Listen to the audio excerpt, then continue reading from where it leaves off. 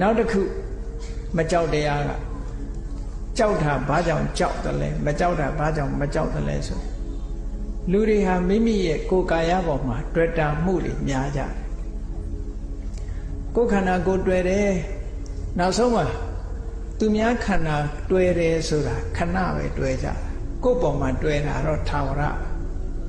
အဖိုးဖွားဖို့ဖြစ်လို့ရှုံ့တော့နေပြီမဲ့ကိုယ်ခန္ဓာပဲကိုယ်တွေ့မှာနော်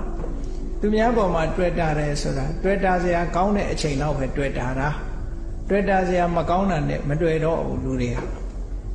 အဲ့တော့ကိုယ်ပေါ်မှာတွေ့တာမှုကပို့ပြီးတော့အားကောင်းတယ်ပေါ့အဲ့ဒါလို့ကိုယ်ခန္ဓာကိုယ်ပေါ်မှာသိတွေ့တာလာတဲ့ပုဂ္ဂိုလ်တရားမှာ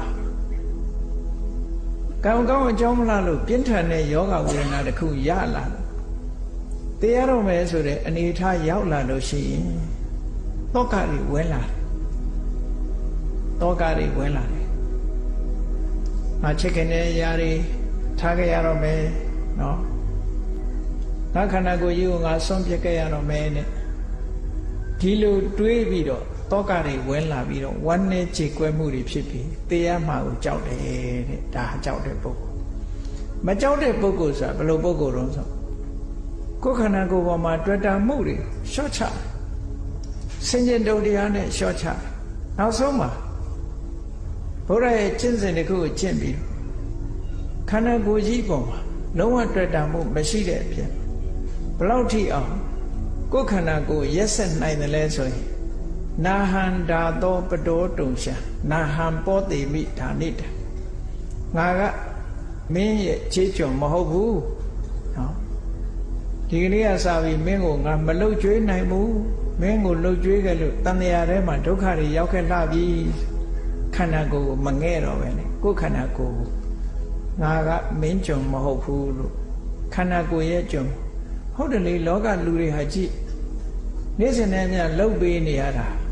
ကျွံတယောက်လိုပဲဘာမှမထူးမနဲ့အိယာထားတာနဲ့တပြိုင်နက်တွိုင်းလိုက်တဲ့ဝေရတယ်မျက်နှာသိရတယ်သွားတိုက်ရတယ်ဘယ်သူဝေရဝိစာတွေတော့ဒီခန္ဓာကိုယ်ရဲ့ဝေရဝိစာတွေပဲမဟုတ်လားတော့ကြတော့ကော်ဖီလေးဖြော်တော့ရသေးတယ်မနေ့စာလေးစားရသေးတယ်ဘယ်သူဝေရဝိစာတော့ခန္ဓာရဲ့ဝေရဝိစာကိုလုပ်နေတာပဲလေအဲ့တော့တကယ်ကိုကျွံတပေါက်လို့ဖြစ်အမလီယိုကျိုးလိုက်တာနော်သူ့အတွက်လုပ်ပေးရမယ်ဆိုလို့ရှင်ပြောနေတာလို့ပါ